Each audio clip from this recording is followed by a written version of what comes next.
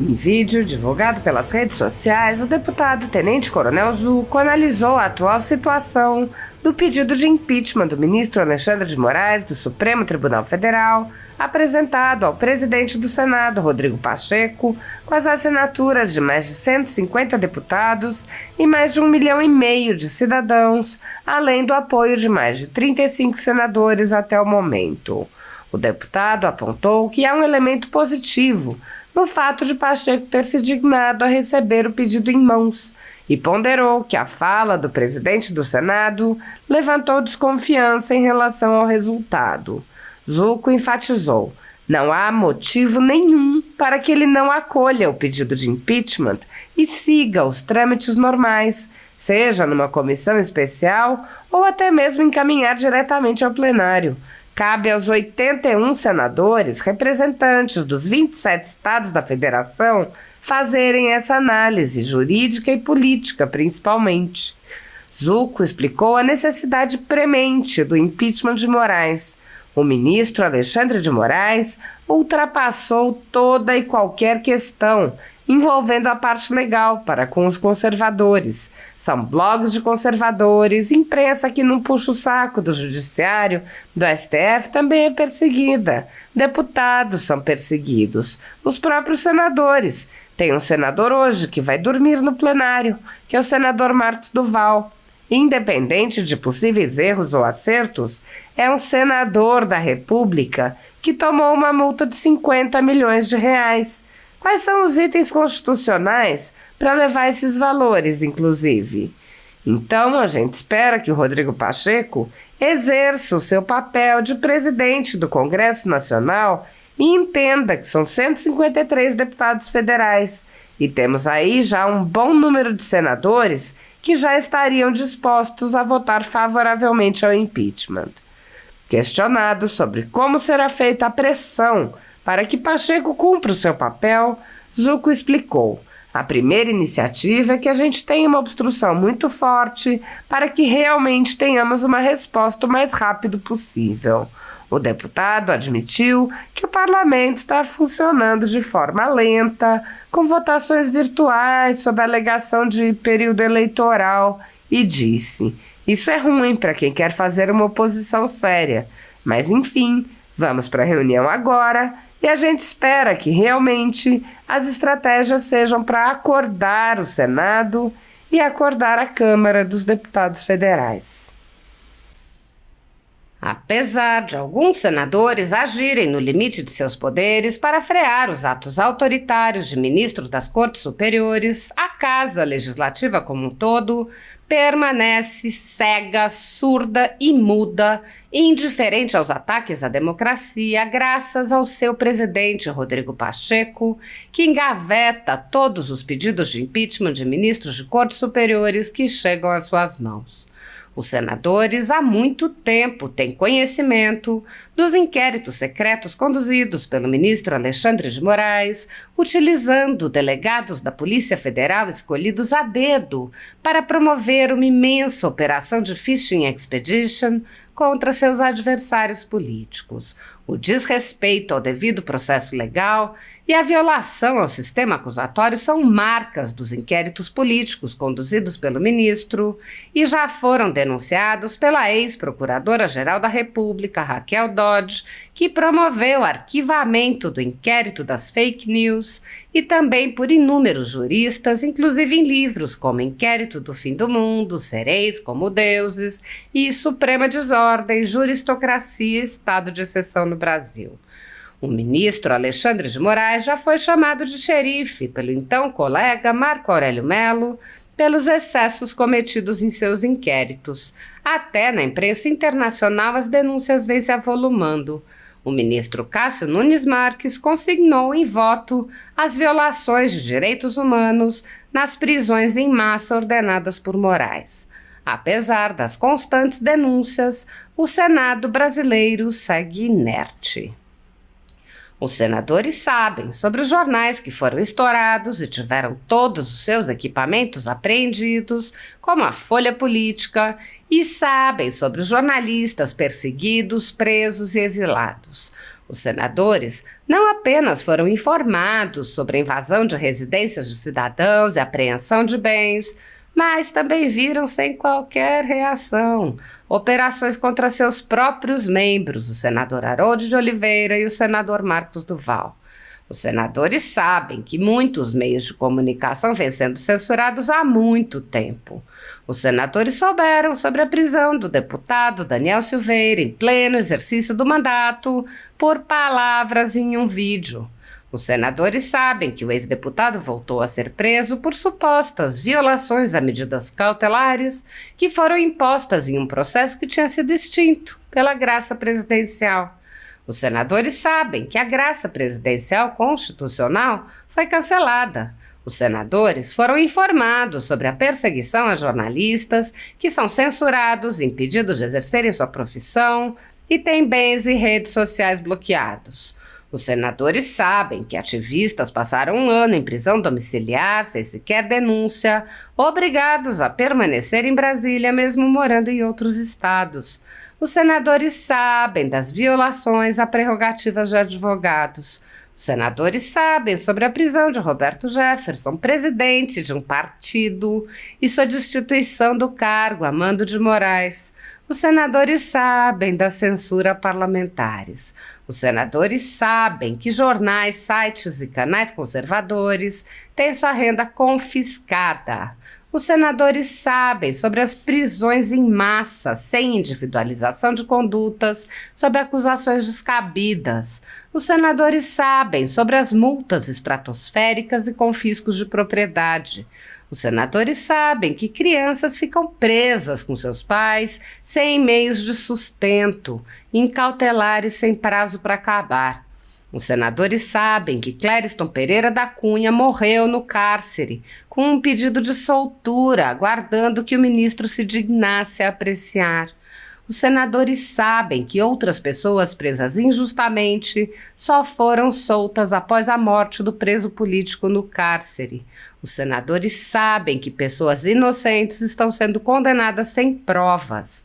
Os senadores conhecem muitos outros fatos. Mesmo assim, todos os pedidos de impeachment, projetos de lei, requerimentos de CPI seguem enchendo as gavetas do senhor Rodrigo Pacheco. Há mais de 5 anos, o ministro Alexandre de Moraes conduz, em segredo de justiça, inquéritos políticos direcionados a seus adversários políticos. Em uma espécie de parceria com a velha imprensa, matérias, reportagens e relatórios são admitidos como provas, sem questionamento, substituindo a ação do Ministério Público e substituindo os próprios fatos, e servem como base para medidas abusivas que incluem prisões políticas, buscas e apreensões, bloqueio de contas, censura de veículos de imprensa, censura de cidadãos e parlamentares, bloqueio de redes sociais, entre muitas outras medidas cautelares inventadas pelo ministro, sem qualquer chance de defesa ou acesso ao devido processo legal. O mesmo procedimento de aceitar depoimentos de testemunhas suspeitas e interessadas e tomar suas palavras como verdadeiras se repete em diversos inquéritos nas cortes superiores. A Folha Política já teve sua sede invadida e todos os seus equipamentos apreendidos a mando do ministro Alexandre de Moraes.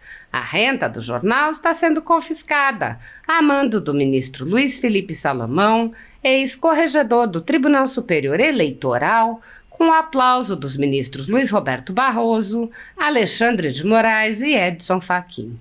Todos os rendimentos de mais de 20 meses de trabalho de jornais, sites e canais conservadores são retidos sem qualquer base legal.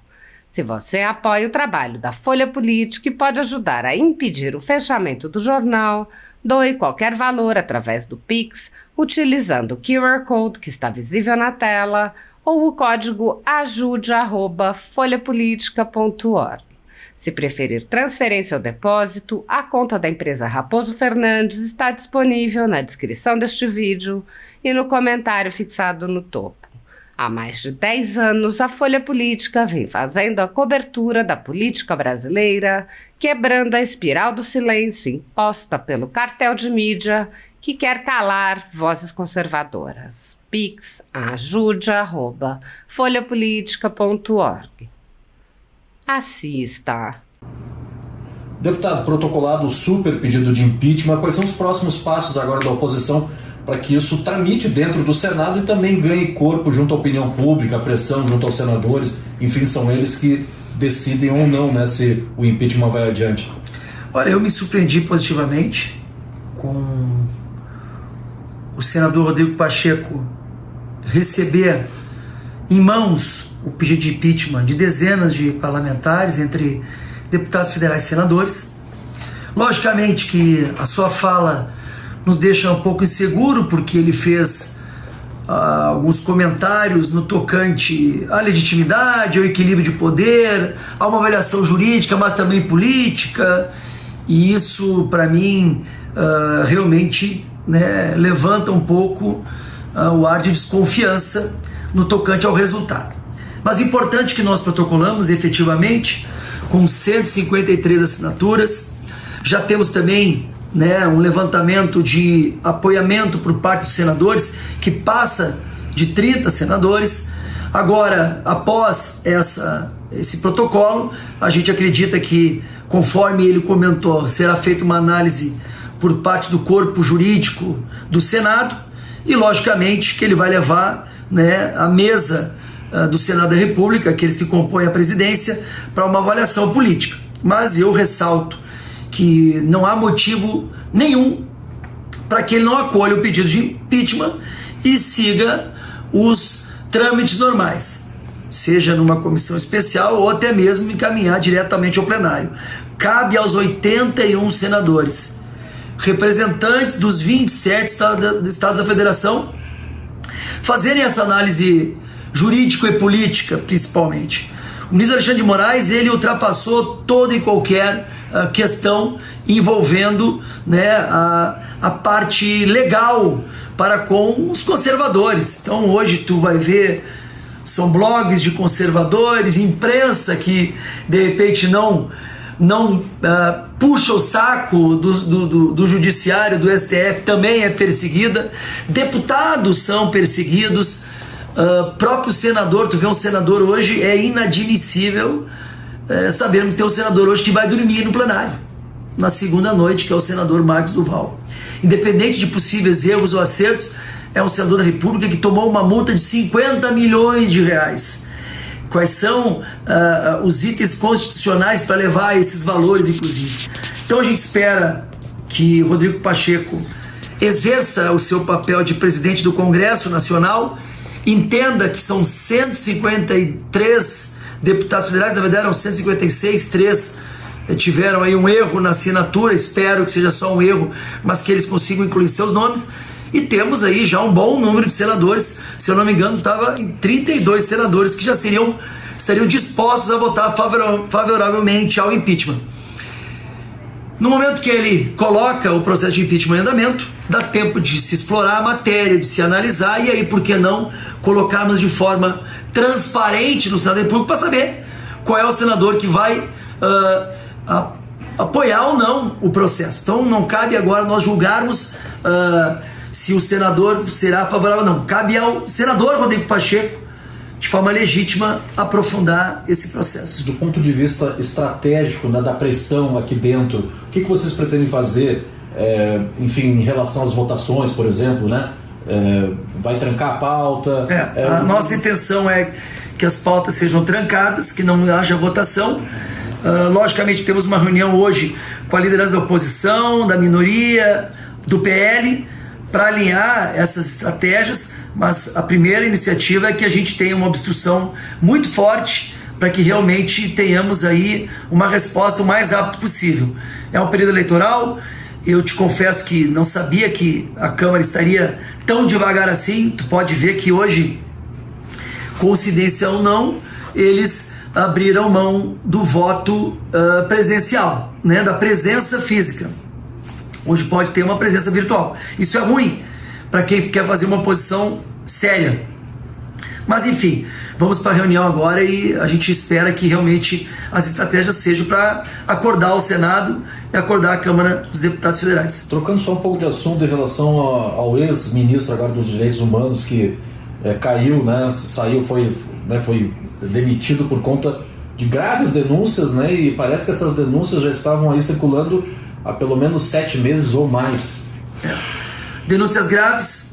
Eu sou um que sempre gosto de ter a responsabilidade de que sejam analisadas efetivamente essas denúncias, mas pelo que eu entendi não é a denúncia de uma pessoa, 2 ou 3, eram mais mulheres que já tiveram um quadro semelhante ao que teve a ministra Aniele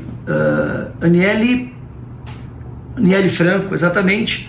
Então a gente precisa agora, além disso, entender o porquê do governo federal não ter tomado uma atitude antes, já que foi publicitado em vários veículos de comunicação que tanto o presidente da República e até, acreditem, o AGU teria essa informação. Por isso que eu estou, inclusive, encaminhando para a Procuradoria-Geral da República um pedido de informação para que seja esclarecido se o AGU tinha essa informação, porque se ele tinha, ele prevaricou e tem que ser também responsabilizado. Pois é, mais um tema aí em relação a direitos humanos, enfim, minorias, é que cai esse discurso do PT, a gente já está vendo em relação às queimadas ao meio ambiente, né? Que é tudo vamos dizer assim, uma fachada para vender para o eleitor em época de eleição para conquistar voto. O que acontece é que nós estamos vendo um governo totalmente desorganizado e irresponsável e que tentou esconder algumas pautas, mas não conseguiu. Recorde nas queimadas, recorde em feminicídio, mortes de Yanomamis, economia fragilizada, governo fragilizado, é escândalo atrás de escândalo. E não bastasse isso, né? Nós estamos vendo também que o diálogo com o Congresso Nacional é muito ruim, que nós não... basta ver que um projeto de lei da esquerda, que beneficiaria, né, o IPI de eletrodomésticos, seja geladeira, fogão, lá para os desastres que aconteceram no Rio Grande do Sul, que foi proposto pelo PT, por uma deputada do PT, que por incrível que pareça apresentou um projeto bom, foi negado pelo presidente Lula. Teve o veto do presidente Lula, ou seja, nem eles conversam entre eles. É algo assim surreal e inadmissível. Então eu espero que a gente consiga esclarecer esses fatos, tanto do ministro, quanto aqui internamente com o Alexandre de Moraes, como essas pautas que cerceiam, porque são narrativas em cima de narrativas. Não sei onde estão os cantores, os artistas falando das queimadas, sumiram, talvez seja pelo aumento da Lei Rouanet, que ganharam muito dinheiro, e aí os interesses são sobrepostos a realmente o que é importante. Então, antes o Pantanal pegava fogo com o Bolsonaro, mas agora com o recorde de queimadas não pega mais. Pelo menos não vi mais Caetano Veloso, Ivete Sangalo, Preta Gil e Companhia Limitada. Então, a gente espera que cada vez mais a gente possa mostrar essa narrativa da esquerda e que a gente possa combater de forma efetiva esse governo que é um projeto de poder.